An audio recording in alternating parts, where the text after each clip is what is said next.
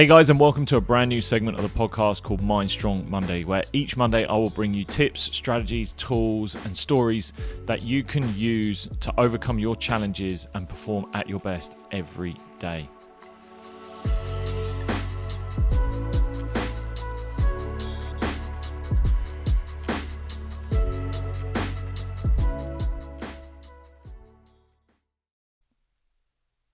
This first episode, I thought I would start with 3 ways in which you can build your mental strength. Now, there are a load of different ways in which you can do this, and it is almost up for debate in what works best, but I really truly think it is an individual thing. But these are just 3 ways in which I've found to be coming up most often, and things that I've found in my own life, my own experiences that have worked for me, and I just wanted to share these 3 for you. So I looked up the definition of mental strength and mental toughness, and I mean, there's so many different variations of it, and there were also different studies that were done on it, but the most common thing that came out was the ability to overcome challenges and the idea of building mental resilience, and by doing that over and over again. And that really comes into this first topic that I want to speak about. So number 1 being fail more. And failing more is almost a non-negotiable for being able to progress. If you're not willing to fail and you're not willing to step into something where there is a chance you are going to fail, then you're never going to learn how to get better. You're never going to learn the tools in order to overcome that challenge. And this is a variety of different things, and the topic and the scenario is going to be individual to whatever situation you're in. But ultimately, it's the mindset of being willing to go into this place where you are willing to just not do well. Fundamentally, you have to be willing to lose. And all of the athletes that I've spoken to, one of the things they have in common is that they're willing to try something. If they fail at it, then they just learn.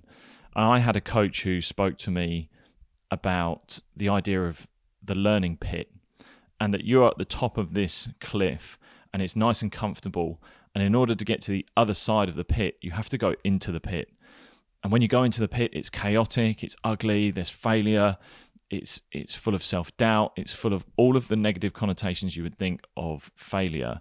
But to get out the other side, within that learning pit, you're learning the tools and the ways, your own personal way of how to get out of that pit, and you come out the other end with all of these new ways and strategies of how to deal with failure and how to progress in whatever skill or new learning that you're trying to get to, a new place that you're trying to get to. You come out of this pit with all of those tools. I thought it was a really nice analogy. You have to be willing to dive into that pit. You have to be willing to go into that pit where it's ugly, it's chaotic, it's nasty. And it's just such a nice way of thinking about it. But ultimately, if you're not willing to fail, then you are not going to be willing to learn. If it was easy, and if being excellent at something was easy, then everyone would do it. But it's not, and you have to have that mindset of being willing to go and fail. I've had people that I've played sport with, and the ones that stand out the most are the ones that if they're learning a skill, they're not completing that skill every time they're training. So every time they train, it might be catching a ball. And you would think that a good training session might look like catching a ball and you catch it every time. But actually, if you're dropping them, that means that the training is hard enough for you. And that means that you're going to find a way to get to that level. So every time you look at your training or the situation you're in and you feel like you're completing it and it's becoming too easy, then you need to challenge yourself. You need to find that failure more. And that way you're going to grow. That way you're going to build that pressure. You're going to start to find new ways of doing things, and you're going to start to grow and build out of that. So have a look at the life and the skills and the everyday living that you have. Is there enough challenge in there? Is there enough failing for you to learn and grow and become better at whatever it is that you're doing? So number 1, fail more. Number 2 is self-care. Now, for us as athletes, this, in my eyes, is more towards the physical, but it will also link into the mental as well. I truly believe if your body feels good, then your mind feels good. And if you are over tight, if you're stressed and you feel that tension building up in your body and you're not willing to look after yourself, then that tension is eventually just going to build and build and build and then break. So you want to use self-care, and even though it sounds very fluffy, self-care is literally self-maintenance. And you can't be in the best possible place, and you can't be performing at your best unless you are looking after yourself, your body, your mind. It is the tool that you are using to perform. So if you're not looking after it, if you're not maintaining it the same way you would maintain a car, then you are looking, or you're starting to move towards the chances of injury, and injury being a very broad sense, whether it's physical or mental. So finding ways to look after yourself, whether it's stretching, whether it's working out more, whether it's more restorative type stuff for your body. So personally, I took up yoga, and I teach yoga style movement. And that for me was amazing at being able to relax my body rather than going into workouts and smashing it every time and building up all this tension and then eventually breaking. You're able to maintain, restore, come back, and just keep going. And for your mind, it's an amazing release. If you're working on your body and you're feeling that tension release in your body, your mind starts to release. So these are physical ways. You can also use things like breathing techniques that allow you to calm the nervous system. Great for if you want to get a good night's sleep. Again, sleeping and making sure that your sleep is on point is the number one priority for looking after yourself.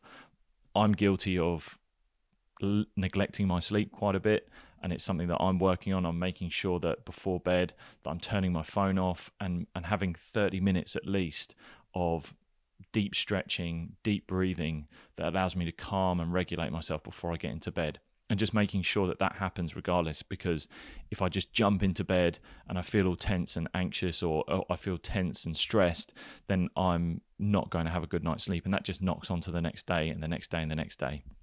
So having this self-care, self-maintenance, there is ways in which you can do it, whether it's through movement, stretching, breathing, even sort of mindfulness, meditation. They're great tools that just down-regulating yourself and just calming everything down so that you can keep on top of your training. And ultimately, your training and your everyday tasks, you'll become better at them because you're in a better place to do it. You ultimately can't look after others if you're looking to help others, and if your performance is helping others or just helping yourself, you can't do that unless you're at 100%. So making sure that you maintain it. And even though I've spoken about these being physical and sort of mental tactics, look after your emotional state. Have you been seeing your friends? Have you been seeing your family enough? Have you been speaking to others? Making sure you're having those connections in relationships. They are great ways of maintaining your mental state, your emotional state, because keeping those relationships, making sure that you have people around you that are, and you are looking after them, and you want to be around them, and then those people want to be around you. Having those strong relationships is just so important. So number 2, self-care. Whatever that looks like for you, just make sure you're maintaining and looking after yourself. And last one, number 3, is consistency. And I would also say repetition. Of all these things, it is no use whether it's you're willing to push yourself in training and fail more. If you only do it for a couple of sessions and then you kind of go back to a comfort zone, you're not really going to build that mental strength over time. I believe that mental strength is kind of this moment where you look back on these little moments in your life where you realize, I was mentally strong, and that came from this training. And all of this stems from consistency, being able to do it day in, day out. It's no use trying to do it as a one-off and making sure that you're doing it as often as you can. Now, also, if it's a intense session that you're doing, then you don't want to do it every day. You do need those linked in with that self-care. You want to make sure that you're recovering so that you can push it again, and you can start to build a nice routine, a nice consistent routine of working hard and then restoring, working hard and restoring. And that over time, instead of having these huge peaks and troughs, these huge highs and lows, you have these consistent wave. And that consistency that you have in your routine, you have in your habits, you have in the way you go about things, builds and overflows into consistency elsewhere in your life. So just have a look at building a routine, whether it's scheduling in these moments, whether it's scheduling in days in which you're going to work hard and you're going to push yourself, and then you're scheduling in time to maintain and self-care yourself.